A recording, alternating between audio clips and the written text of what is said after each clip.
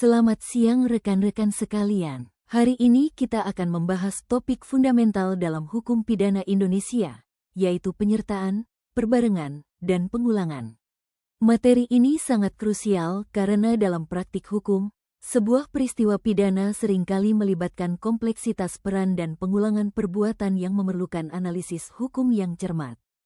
Dalam dunia hukum, sebuah tindak pidana tidak selalu berdiri sendiri. Seringkali satu kejahatan melibatkan banyak orang, atau satu orang melakukan banyak tindak pidana sekaligus.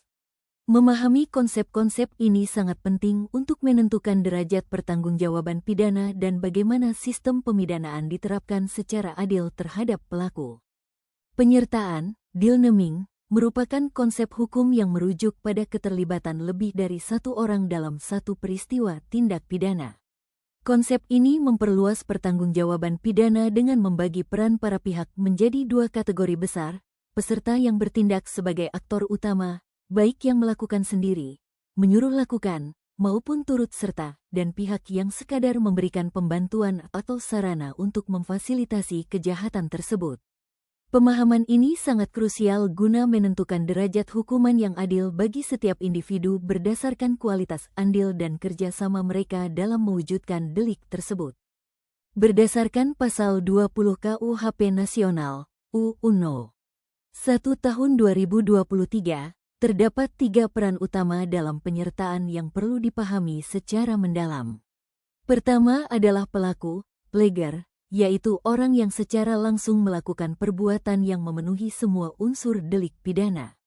Kedua adalah turut serta, mede pleger, yang menuntut adanya kerjasama yang erat dan sadar secara fisik di lokasi kejadian untuk mewujudkan tindak pidana tersebut.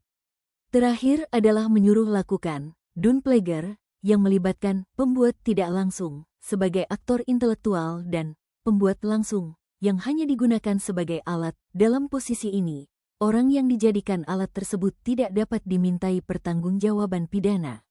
Bentuk penyertaan selanjutnya adalah penganjur, uitloker, yakni pihak yang menggerakkan orang lain untuk melakukan kejahatan melalui sarana tertentu seperti upah, janji, atau kekerasan. Berbeda dengan dun pleger, dalam posisi penganjuran ini orang yang digerakkan tetap dapat dimintai pertanggungjawaban pidana. Terakhir, terdapat pembantu, mede plichtige, sebagaimana diatur dalam Pasal 21, yaitu mereka yang secara sengaja memberikan bantuan, sarana, atau informasi baik sebelum maupun saat tindak pidana terjadi. Poin pembeda utamanya adalah kualitas kerjasama seorang pembantu dianggap tidak serat mereka yang dikategorikan turut serta, mede pleger, sehingga intensitas keterlibatannya dipandang lebih rendah dalam konstruksi hukum. Untuk memperjelas penerapan konsep penyertaan dalam praktiknya, mari kita bedah kasus pencurian berdasarkan Pasal 476 KUHP Nasional yang melibatkan 3 aktor dengan peran berbeda. Si A bertindak sebagai pelaku, pleger, karena ia adalah orang yang secara fisik masuk ke dalam bangunan dan mengambil barang milik korban, sehingga ia secara langsung memenuhi seluruh unsur delik pencurian.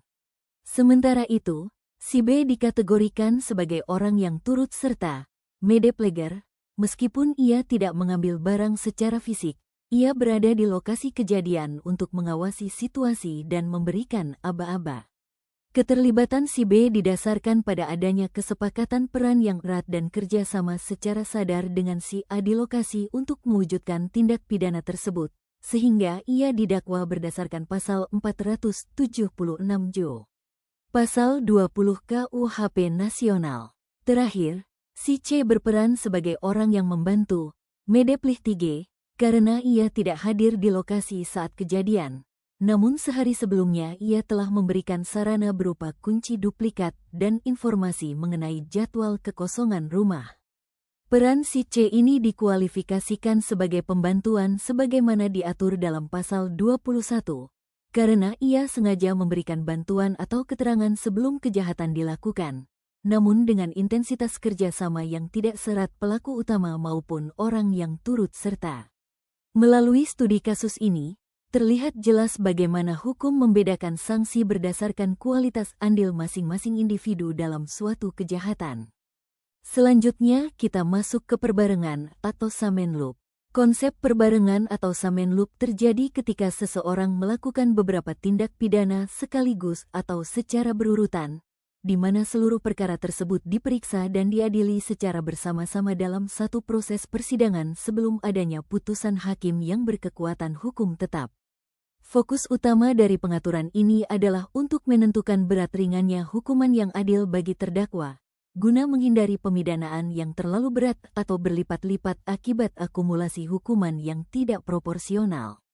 Secara hukum, perbarengan ini diklasifikasikan ke dalam 3 jenis: perbarengan satu perbuatan, E&C Samenloop, perbuatan berlanjut, Fortgesetzt Handling, dan perbarengan beberapa perbuatan, Meerderse Samenloop.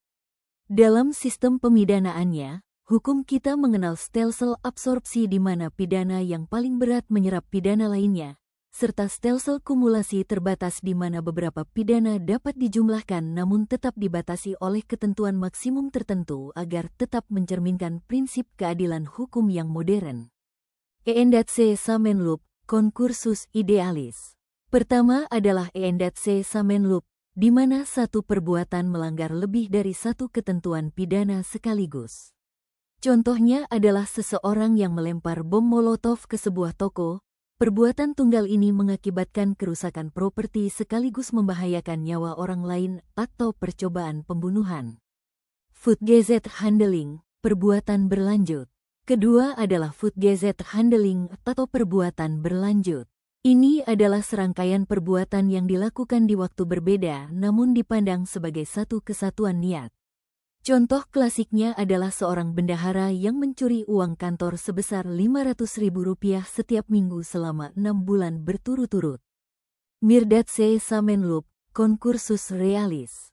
Ketiga adalah Meerderse Samenloop. Kondisi ini terjadi ketika seseorang melakukan beberapa perbuatan terpisah yang masing-masing berdiri sendiri sebagai tindak pidana independen. Misalnya, dalam satu minggu pelaku mencuri motor di hari Senin, melakukan penipuan di hari Rabu, dan melakukan penganiayaan di hari Jumat.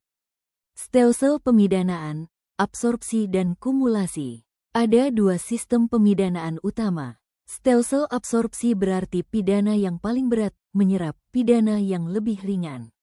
Sedangkan stelsel kumulasi berarti semua tindak pidana dijatuhi hukuman masing-masing lalu dijumlahkan, yang mencerminkan bahwa setiap perbuatan harus dipertanggungjawabkan secara penuh. Perbandingan dasar hukum Samenloop jika membandingkan aturan lama dan baru, baik KUHP lama, WFS, maupun KUHP nasional, UU 1/2023, menerapkan stelsel absorpsi untuk E&C Samenloop dan perbuatan berlanjut.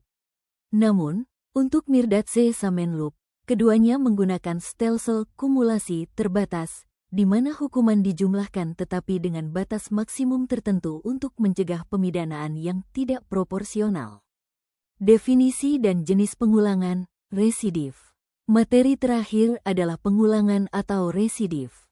Ini adalah kondisi di mana seseorang kembali melakukan tindak pidana setelah sebelumnya dijatuhi vonis tetap atau inkrah.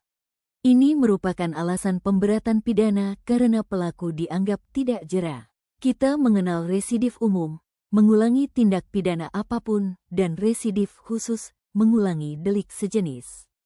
Residif dalam KUHP Nasional, Pasal 23. Dalam KUHP Nasional Pasal 23, sistem yang dianut adalah residif umum. Pengulangan terjadi jika dilakukan dalam waktu 5 tahun setelah menjalani pidana pokok. Namun, ada batasan, hanya berlaku untuk tindak pidana dengan ancaman penjara 4 tahun ke atas atau denda kategori 3. Sebagai simpulan, konsekuensi utama dari residivis adalah penambahan sepertiga dari ancaman pidana maksimal yang diancamkan pada tindak pidana yang diulangi. Hal ini menunjukkan ketegasan hukum terhadap pelaku yang memiliki kecenderungan mengulangi kejahatan. Demikian presentasi saya, terima kasih atas perhatiannya.